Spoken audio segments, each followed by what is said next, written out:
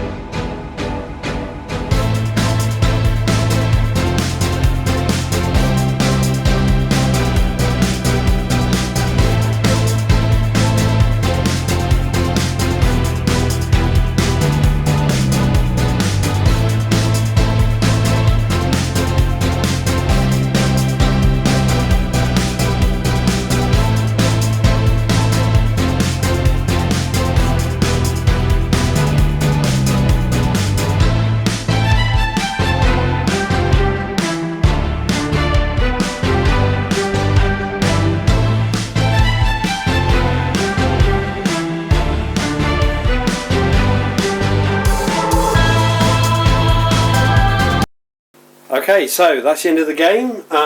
Very quick game actually, surprisingly enough. So turn 2 started with the Fallschirmjäger coming out of the Hanomag and charging the forward observer, just simply because it was there and they had nothing to do. And then, well actually no, correction, it started with an artillery bombardment here, which then obviously put quite a few pin markers on these units around here, quite successfully.